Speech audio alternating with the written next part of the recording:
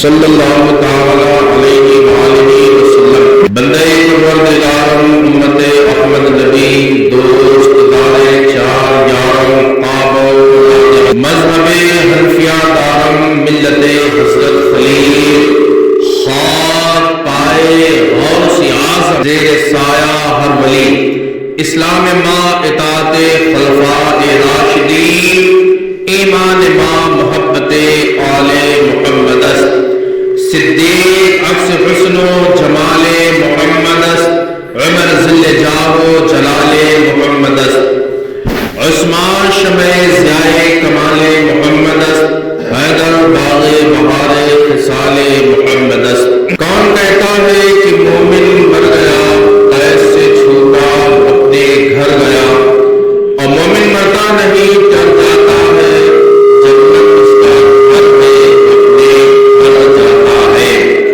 اور موت سے کس کو رستگاری ہے آج وہ کل ہماری ہی باری ہے اور فانوس بن کے جس کی حفاظت ہوا کرے وہ شمع کیا بجھے جسے روشن خدا کرے اور نور خدا ہے کفر کی حرکت پہ خندہ زن فوٹو سے یہ چراغ بجھایا نہ جائے گا میں آئے کریمہ نہ تلاوت کر کے احادیث رسول اللہ صلی اللہ تعالی علیہ وسلم تلاوت کی اور ایک موضوع کو ایک باب کو چیپٹر کو پورے اور ایک اہم مسئلے کو میں نے اپنا موضوع سخن قرار دے دیا ہے موضوع سخن جس مسئلے کو ہم نے قرار دیا ہے وہ مسئلہ ہے اذان علی القبر ہمارے یہاں لوگ تردد اور تشکش کا شکار ہو جاتے ہیں اس پر کہ اگر قبر پر اذان پڑھ دی جائے تو کل ملا کے بات یہ ہے کہ اذان القبر جائز بھی ہے یا جائز نہیں ہے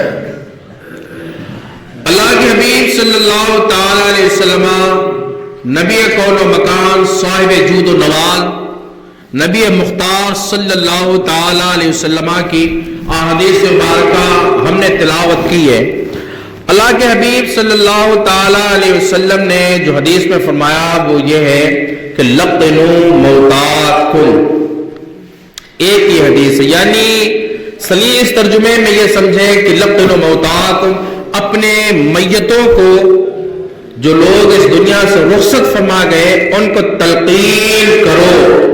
تلقین کرنا جب حدیث میں آ گیا تو واضح ہو جاتا ہے کہ میت کو تلقین کرنا یہ آقا کی سنت ہے. مصطفیٰ جان رحمت شمع بزم ہدایت صلی اللہ تعالی علیہ وسلم نے فرما دیا، صاف اور واضح اور صریح لفظوں میں یہ فرمایا لقنو، کہ جمع کا صیغہ استعمال فرمایا لقنو، تم لوگ جو ہے اب تلقین کرو. کس کو کریں؟ موتاکم، اپنے میتوں کو. کم زمین ہے یعنی کہ اپنی میتوں کو. یعنی بات یہ کہ تلقین اسی کو کی جائے گی جو اس دار فانی سے کوچ کر گیا ہو، اس دار فانی سے اس دنیا سے رخصت کر گیا ہو، اس کو تلقین کرنے کا حکم ہے. بات کیا ہے؟ بات یہ کہ بندہ مومن، ہمیں اخیاروں سے اور دوسرے گروپوں سے کوئی مطلب نہیں ہے. اگر بندہ مومن کا اس دنیا سے انتقال ہوتا ہے اور وہ رخصت ہو جاتا ہے تو ہم اس کی تجہیز اور تکفین کرتے ہیں. تکفین کرنے کے بعد ہم نے جب اس کو قبر میں اتارا تو قبر میں اتارنے سے پہلے کہ جناب والا اس کی نماز جنازہ پڑھی جائے. نماز جنازہ یہ حق ہے، فرض کفایہ ہے. نماز جنازہ پڑھی، پھر قبر میں اتارا. قبر میں اتارا اب صحیح سے رکھ کر کے، یعنی اس کا رخ قبلہ کی رخ ہم نے جب کر دیا، اب اس کو دفن کرنے کی باری آئی تو ہم نے دفن بھی کیا. دعائیں وغیرہ پڑھی گئی، جس کی مٹی جہاں کی تھی وہ مٹی اسی جگہ سے جا ملی ہے. اب یہ بتائیں کہ بندے کا گھر، اس میت کا ایک نیا گھر متعین ہو گیا ہے. اب نیا گھر متعین ہوا تو اس میں اس کا دل کیسے لگے گا؟ الجھن ہے تو وہ میت، لیکن اس کو ضرورت ہے اس بات کی اب کہ اس کو کچھ کلمات وغیرہ تلقین کیے جائیں، اس لیے کہ ابھی اس سے سوال بھی ہونا ہے اور اس بندے کو جواب بھی دینا ہے. تو قبر میں رکھنے کے بعد اب اگر اس کو تلقین کر دی جائے، وہ تلقین احادیث مبارکہ ہے کہ الفاظ کے ساتھ میں ہو یا جناب والا اذان کے ساتھ میں ہو، دونوں طرح سے جائز ہے، بالکل مستحسن طریقہ ہے.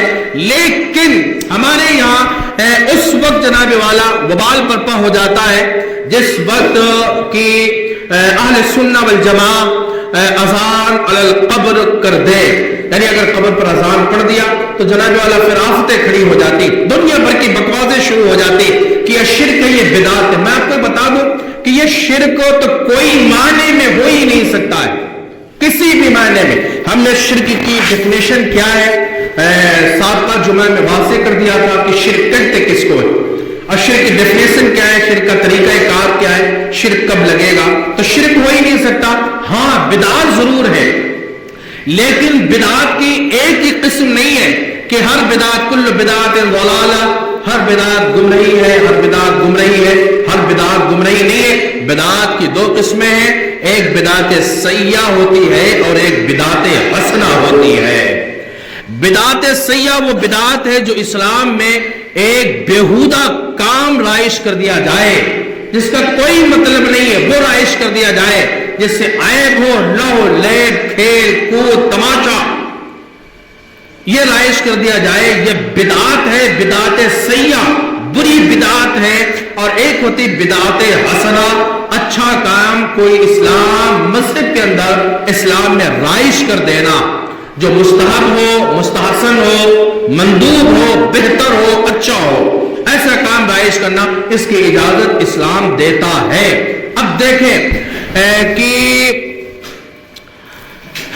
احادیث مبارکہ میں اور شرح شریف میں بھی ہے، شرح شریف کے اندر ہے من سن فی الاسلام سنتن، من سن فی الاسلام سنتن فلہ اجر واجر ما عمل به من بعدہ. شرح شریف میں ہے کہ جس نے کوئی اچھا کام اسلام کے اندر ایجاد کیا ہے، اس اچھے کام کو ایجاد کرنے والے کو اللہ پاک جل وعلا اجر عظیم عطا فرمائے گا، اور اس کو بھی اجر دے گا جو اس ایجاد شدہ کام پر عمل کرے گا، اس کو بھی اللہ پاک اجر عطا فرمائے گا اس کے بعد۔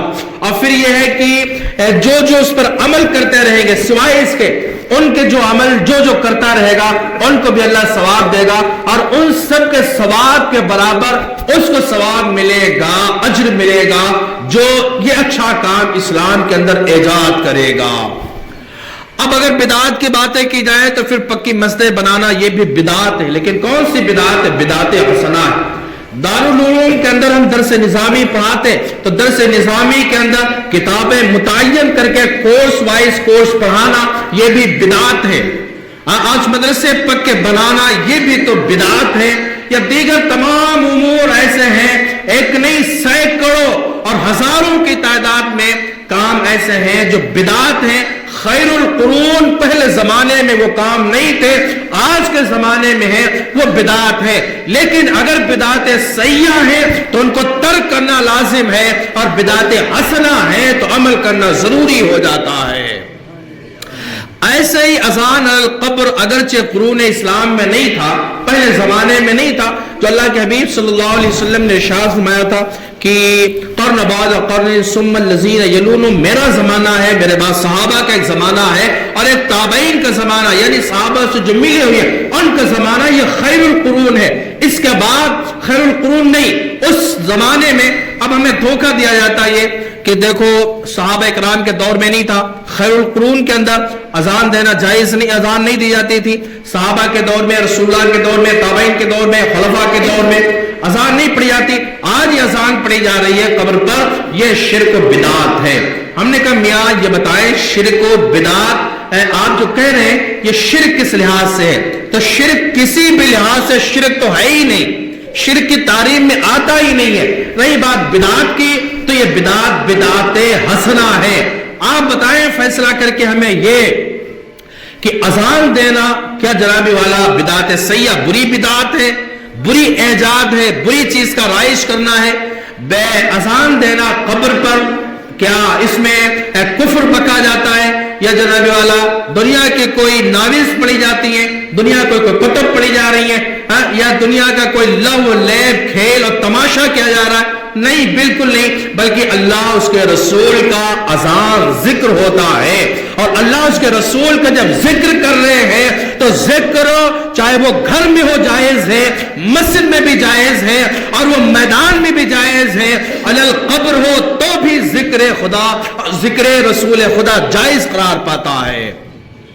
جب اذان ذکر ہے تو پھر یہ قبر پر دینا بالکل جائز ہو جاتا ہے، اس میں جناب والا کوئی کلام کی بات نہیں، اور یہ بدعات بدعات حسنہ ہے۔ جب اچھی بدعات ہے، مستحسن عمل ہے، محبوب ہے، پسندیدہ ہے، بہتر ہے، تو اذان دینے میں جناب والا آپ کو دقت کیا ہوتی؟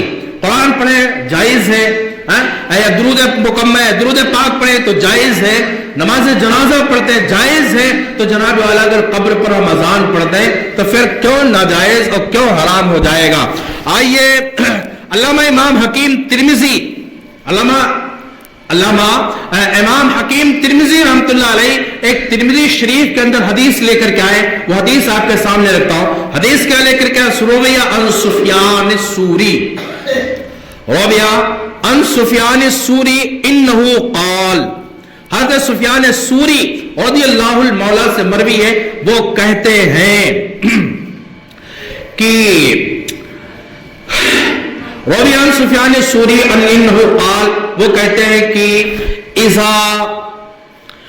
ان الشیطان اذا سمع النداء بالصلاة ذهب حتى يكون مقام الروحا، قال سلیمان فسألته عن الروحا قال هي من المدينة 36 میلا۔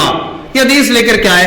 آخری دو ٹکڑے میں ہم نے پڑھی، ایک آخری کا ٹکڑا قال سلیمان سے جو یہ تشریح ہے اس کی، حضرت سلیمان وہ الگ بات پوچھتے ہیں، تو کہہ رہے ہیں کہ امام حکیم ترمذی رحمۃ اللہ علیہ حدیث پاک لے کر کے آئے، حدیث کیا ہے کہ سفیان ثوری رضی اللہ تعالیٰ عنہ سے مروی ہے، وہ کہتے ہیں کہ جب آقا کریم صلی اللہ علیہ وسلم نے فرمایا کہ جب اذان ہوتی ہے تو شیطان راہ فرار اختیار کرتا ہے، شیطان بھاگتا ہے، کہاں تک بھاگتا ہے؟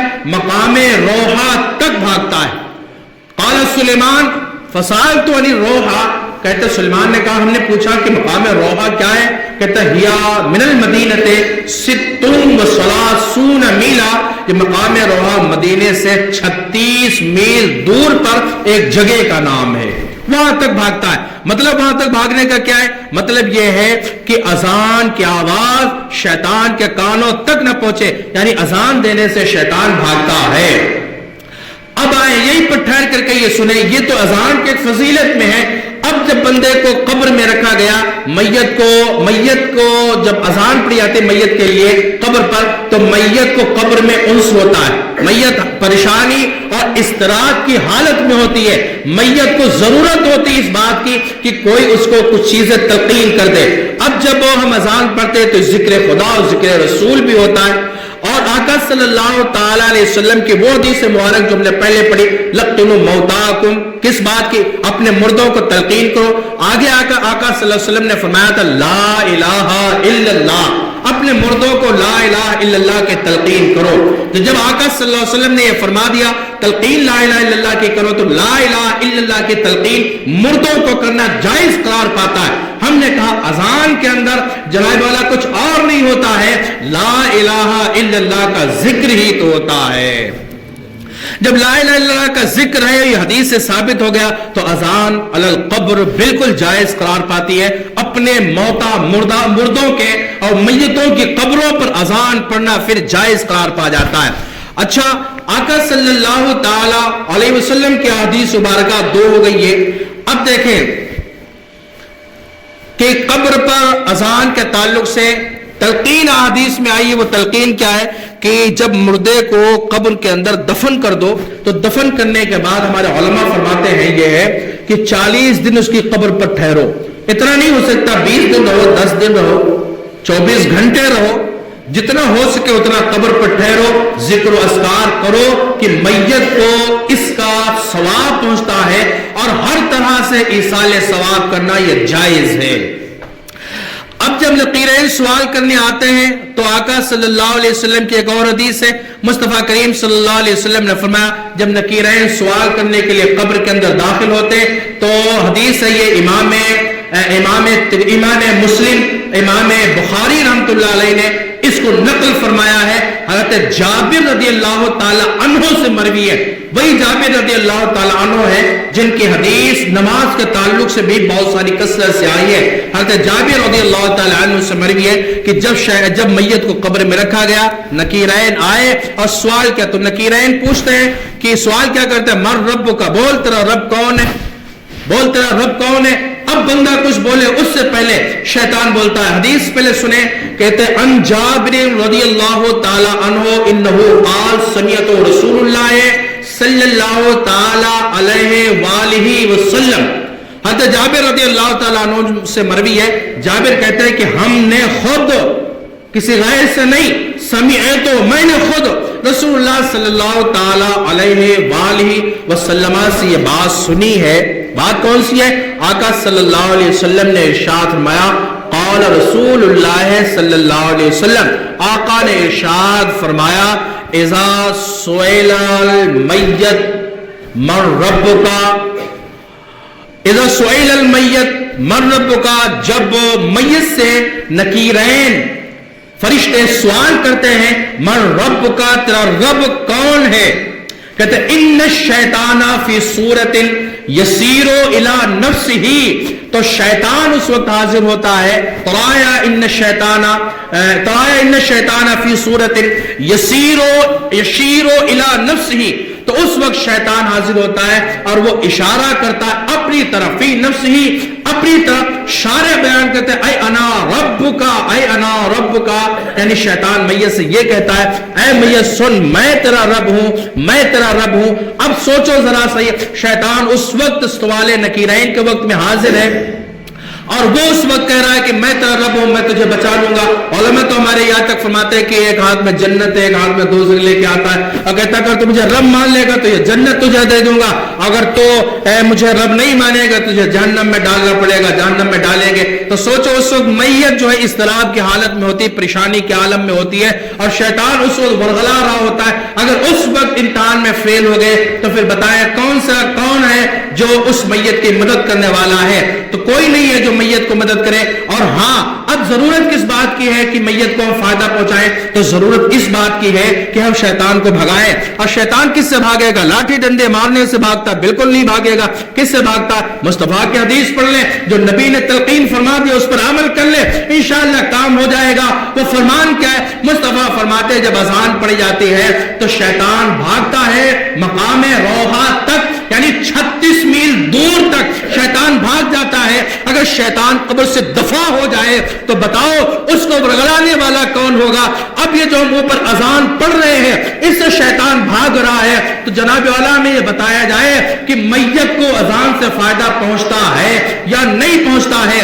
واضح یہ ہو جاتا ہے کہ ہماری اذان پڑھنے سے بالکل میت کو ثواب پہنچتا ہے, میت کو فائدہ پہنچتا ہے. اور سوال نقیرین میں اذان کا پڑھ دینا, سوال نقیرین میں میت کے لیے اذان مددگار ہو جاتی ہے, مدد کر دیتی ہے, فائدہ پہنچا دیتی ہے, اور میت جو ہے وہ اپنے سوالات کا جواب بالکل حق اور درست دے دیتی ہے. تو جب میت کو اس کا ثواب اور اس کا فائدہ پہنچتا ہے تو بالکل حدیث رسول اللہ کے تحت تو اذان علی القبر جائز ہوگی, اور بالکل جائز ہے. علماء ذوی احترام نے اس کے جائز اور مستحسن ہونے پر فتویٰ صادر فرما دیا ہے. فتاوی علیمیہ کے اندر مفتی علامہ اختر علیمی صاحب رحمت اللہ تعالی علیہ نے اس کو لکھا ہے, اور ایک رسالہ ہے ایتان الاجر علی جواز اذان القبر, آپ اس کا مطالعہ کریں انشاءاللہ بالکل بات واضح ہو جاتی ہے. آپ حدیث بھی سماعت کر لیں. وہ حدیث کیا ہے؟ جب میت کو قبر میں رکھا جاتا ہے تو پھر سرکار نے فرمایا لقنوا موتاکم لا الہ الا اللہ, اپنے مردوں کو جو قبر میں رکھو تو پھر ان کو تلقین کرو. اب تلقین کے الفاظ میں علماء ذوی الاحترام, علماء اہل سنہ والجماعہ, علماء فرماتے ہیں کہ وہ الفاظ کیا ہے حدیث کے؟ کہتے ہیں کہ حدیث کے الفاظ یہ ہیں, آپ میت کو دفن کریں, دفن کرنے کے بعد اس کے سرہانے کی طرف بیٹھیں, اور بیٹھنے کے بعد اس سے میت سے یہ کہیں اسکر یا فلاں بن فلاں, اے فلاں ابن فلاں یاد کر. جو ہی آپ یہ کہیں گے تو میت تو بیدار ہو جاتی ہے, دوبارہ کہیں, اٹھ کے بیٹھ جاتی ہے, دوبارہ کہیں. تو پھر میت کہتی ہے بول تجھ پر اللہ عز و جل احسان عظیم فرمائے, میرے اہل و عیال, میرے گھر والے, بول تو کیا کہنا چاہتا ہے. اب بندہ کے لیے حکم یہ ہے, تلقین کے الفاظ یہ ہوتے ہیں کہ بندہ کہ اذکر یا فلاں ابن فلاں اذا خرجت من الدنیا, اے فلاں ابن فلاں, نے اس کے اور اس کے باپ کا نام لے کر کے, میت کے اور میت کے باپ کا نام لے کر کے کہے, قبر پر بیٹھ کر کے, قبر کے قریب میں بیٹھ کر کے بندہ کہے اذکر یا فلاں ابن فلاں, اے فلاں ابن فلاں, تو یاد کر اذا خرجت من الدنیا, جب تو دنیا سے نکلا تھا, جب تو دنیا سے نکلا تھا تو کیا کرتا تھا؟ کہتا رضیتا باللہ ربن, تو اس بات پر راضی تھا کہ اللہ عز و جل, اللہ پاک جل مجدہ کریم تیرا رب ہے, اللہ کے رب ہونے پر تو راضی تھا. سمجھ میں آ رہی بات؟ یہ تلقین کی جائے کہ جب تو دنیا سے نکلا تھا, یاد کر جب تو دنیا سے نکلا تھا تو اللہ کے رب ہونے پر راضی تھا.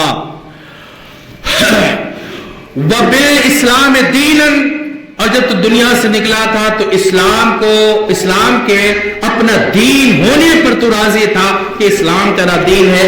وَبِمُحَمَّدِ نَبِيًّا, اور آقا صلی اللہ علیہ وسلم کے نبی ہونے پر تو راضی تھا. یعنی دنیا میں تھا تو کہتا تھا میرا رب اللہ ہے, میرا دین اسلام ہے, میرے نبی محمد عربی صلی اللہ علیہ وسلم ہے. وَبِالْقُرْآنِ اماما, اور قرآن تیرا امام ہے, اس بات پر راضی تھا.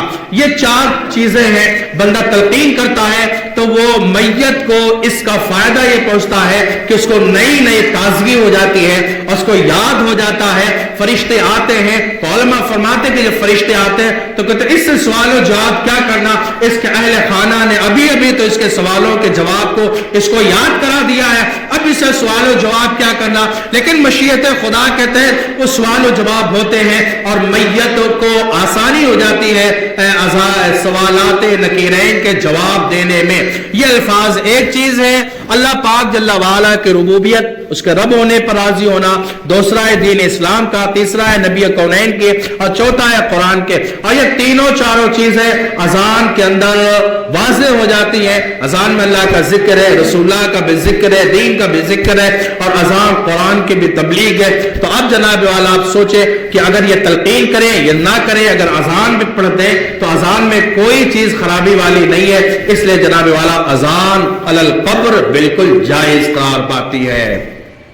ہمارے یہاں جب میت ہوتی ہے جناب والا, اگر ہم پڑھیں تو پھر بڑے آفت و مصیبتیں مشقتیں جناب کھڑی کی جاتی ہیں کہ جائز نہیں جائز نہیں جائز نہیں. اچھا اب آپ کو ہم بتا دیں یہ جائز نہیں والی روایتیں لے کے کہاں آتے, کہتے ہیں ہم نے روایت لے کر کے آئی. کہاں سے لائے روایت؟ اب روایت پیش کی جاتی ہے شامی کی, فتاوی شامی کی ایک روایت ہے, وہ جناب والا یہ کمپنی ہمارے سامنے پیش کرتی ہے کہ دیکھو علامہ ابن حجر نے اس کو لکھا, کیا کہا, لکن ردہ ابن الحجر فی شرح العباب.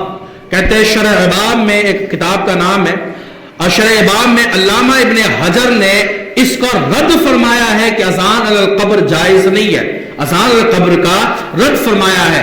تو ہم نے کہا جناب والا تم نے یہ عبارت پڑھ لی ہے, بس ایک عبارت پڑھ کے مسئلہ عکس کر لیتے ہو. نہ ہم کثرت سے, آج سے نہیں 10 سالوں سے بولتے, 9 سالوں سے آپ کے پاس چلے آئے ہیں کہ کتاب ایک دو پڑھ کر کے مسئلہ نہیں واضح کیے جاتے. آئیے قرآن کا ترجمہ پڑھ لیا, کہتے ہیں ہم نے جناب والا قرآن پڑھ رہے ہیں, ہم نے حدیث اردو میں حدیث پڑھ لی, کہا ہم نے حدیث پڑھ رہے ہیں. اردو میں پڑھ کر کے حدیث یا قرآن پڑھ کر کے مسئلے کو واضح نہیں کر سکتے آپ مکمل. مسئلہ ایک جگہ پر کچھ لکھا ہے, اس کی مراد دوسری جگہ پر لکھی ہوتی ہے, تیسری اور چوتھی کتابوں کے اندر لکھی ہوتی ہے, اور سب کو پڑھنا پڑتا ہے. پھر جا کر کے ایک مسئلے پہ موازنہ کیا جاتا ہے, اس کی رد ہے تو کہاں سے ہے, کیسے رد کی گئی, وجہ کیا ہے, اس کی جڑ کیا ہے, ساری چیزیں بندے کو دیکھنا پڑتی. ہمارے ساتھ ایک معاملہ ہو جاتا ہے, کوئی ہماری برائی کر دے کوئی, تو ہم اس کے جڑ میں پہنچنے کی کوشش کرتے ہیں, ہماری برائی کیوں کر رہا ہے, وجہ کیا ہے, سبب کیا ہے, اس کے پیچھے کون ہے, اس پر ہاتھ کون رکھے ہوئے ہے, کون اس کو بہکا رہا ہے, یہ کیوں کر رہا ہے, ہم نے غلطی کیا کی ہے, دنیا بھر کے ہم دماغ لگاتے ہیں. تو پھر کتاب و سنت کی جب بات آتی ہے, دین کی بات آتی ہے, تو آپ تھوڑی سی بات کیوں مان لیتے. کوئی آتا ہے آپ سے کہتا ہے نا قبر اذان پر اذان قبر پر جائز نہیں ہے, آپ نے اس کو مان لیا جائز نہیں, اس سے پوچھے کیوں نہیں. اب مولوی صاحب لے کر کے ایک حدیث آتے, وہی وہ قول لے کر کے آتے فتاوی شامی کا, کیا کہتے ہیں, لکنہ ردہ ابن الحجر فی شرح الباب, شرح الباب میں ابن حجر نے اس کو رد فرمایا. ہم نے بتانا آپ کو یہ ہے, ابن الحجر دو ہیں, یہ دو عالم میں بڑے علامہ دو ابن الحجر گزرے. اب وہ جناب والا سنے, ان کے علم میں بھی اضافہ ہوگا. جو لوگ یہ بکواسیں کریں آپ بھی ان کو بتائیں, کبھی بھی ایسا موقع ہے, بالکل میں بتاتا اسی لیے ہوں کہ آپ ان کا محاسبہ کر سکیں. ان کے لیے رائے فرار اختیار کرنے کے علاوہ پھر کوئی چارہ نہیں بچنا چاہیے کہ عوام اہل سنت اتنی جانکار, الحمدللہ رب العالمین. اب دیکھیں ابن حجر دو ہیں, ایک ابن الحجر اسقلانی ہے اور ایک ابن الحجر مکی ہے. ابن الحجر اسقلانی یہ شافعی المذہب تھے, شافعی تھے, اور ابن حجر مکی یہ حنفی تھے. ابن حجر اسقلانی رحمت اللہ تعالیٰ علیہ نے اس حدیث کو لے کر کے آئے اور یہ روایت لے کر کے آئے ہیں کہ بلکہ ربطہ ابن الحجر, انہوں نے یہ کہا کہ ابن الحجر نے اس قول کو رد فرمایا ہے. تو علامہ خیر الدین رملی رحمت اللہ علیہ نے شرح حاشیہ بحر کے اندر, بحر کتاب ہے, اس کے حاشیے میں علامہ خیر الدین رملی رحمت اللہ تعالیٰ علیہ نے لکھا ہے کہ ہم نے بعض شافعی کتابوں میں یہ پڑھا ہے کہ اذان نماز کے علاوہ بھی کئی جگہوں پہ دینا سنت لکھا ہے. شافعی کتابوں میں اذان نماز کے علاوہ کئی کتابوں پر سنت لکھا ہے. وہ یہ ہے کہ الاذان فی مولود, اذان پڑھنا بچے کی ولادت کے وقت اس کے کان میں یہ سنت ہے، اور اس بات پر دنیا بھی عمل کر رہی ہے، اذان پڑھواتی ہے، اور لکھا اس میں وفی قبری ہی، اور اذان پڑھنا قبر پر یہ سنت ہے۔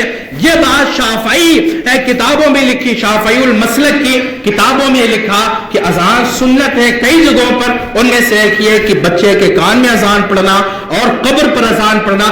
علامہ ابن حجر عسقلانی رحمۃ اللہ علیہ نے جو اس بات کو رد کیا ہے کہ اذان قبر پر جائز نہیں، اذان کے قبر پر پڑھنے کا رد فرمایا، وہ اس بات کا رد نہیں کیا ہے کہ وہ جائز نہیں ہے، اس بات کا رد نہیں کیا ہے وہ ناجائز ہے، حرام ہے، نہ بلکہ رد اس بات کا کیا ہے کہ اذان جو شافعی المسلک کتابوں میں لکھا کہ اذان علی القبر یہ سنت ہے، اس بات کے رد علامہ ابن الحجر نے فرمائی اور کہا کہ اذان علی القبر سنت نہیں ہے بلکہ یہ مستحسن اور مستحب طریقہ ہے۔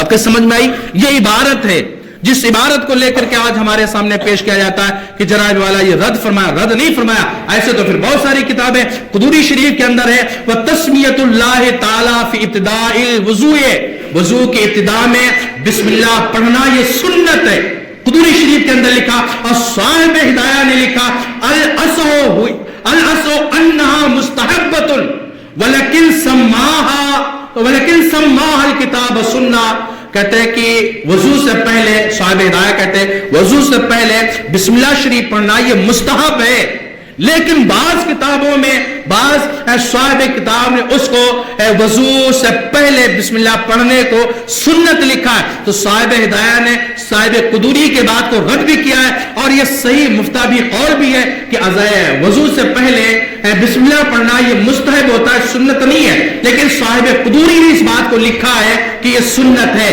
تو جناب والا اس سے یہ بات واضح نہیں ہوتی ہے کہ بسم اللہ ابتدائے وضو میں پڑھنا یہ ناجائز و حرام ہو گیا، جب وہاں ناجائز و حرام نہیں ہے تو ابن الحجر کے قول بلکہ ردہو سے جناب والا اذان القبر بھی ناجائز و حرام نہ ہوگی، بلکہ اذان القبر کل بھی جائز تھی، آج بھی جائز ہے اور رہتی دنیا تک جائز رہے گی۔ مسئلے کو اگر ناجائز کرے تو پھر جو ناجائز کہہ رہا ہے، حرام کہہ رہا ہے، اس پر بنتا ہے کہ وہ قرآن مقدس سے یا حدیث رسول اللہ سے کوئی ایسی دلیل پیش کرے جس میں یہ لکھا ہو کہ جناب والا اذان علی القبر ناجائز و حرام یا شرک اور بدعت قرار دیا گیا ہے۔ لیکن میں کہتا ہوں رہتی دنیا تک کوئی کی چھمتا نہیں، کسی میں یہ جناب والا طاقت نہیں ہے کہ وہ یہ حدیث لے کر کے آئے جس میں رسول اللہ نے یا اللہ پاک جل وعلا نے اذان علی القبر کو منع فرمایا، کوئی نہیں ہو سکتا۔ بہرحال خلاصہ کلام کیا نکلا؟ خلاصہ کلام یہ ہے کہ اذان علی القبر جائز ہے، آپ چاہیں تو اذان پڑھیں، چاہے تو مردوں کو تلقین کریں، لیکن ایسا نہیں ہے کہ آپ اس کو واجب و فرض سمجھ لیں، ایسا بھی نہیں ہے، بالکل ہاں واجب اور فرض بھی نہیں ہے، جس اعتبار سے آپ چاہیں اس اعتبار سے اگر کوئی پڑھ رہا ہے تو بھی ٹھیک، نہیں پڑھ رہا ہے تو اس کا معاملہ ہے، کوئی دقت نہیں، آپ اس پر کفر کا یا بدعتی ہونے کا، مشرک ہونے کا فتویٰ نہیں لگائیں گے، بالکل یہ بات اپنے ذہنوں میں محفوظ رکھیں، پڑھ رہا ہے تو پھر پڑھنے دیا جائے اور پڑھیں، یہ بہتر ہے، مستحسن ہے، اچھا طریقہ ہے۔ اب بات سمجھ میں آ گئی؟ اگر یہ بات سمجھ میں آ گئی ہو تو الحمدللہ ثم الحمدللہ، اللہ پاک جل وعلا تمہیں اس کا اجر عظیم عطا فرمائے گا۔ استغفر اللہ ربی من کل ذنب واتوب الیہ۔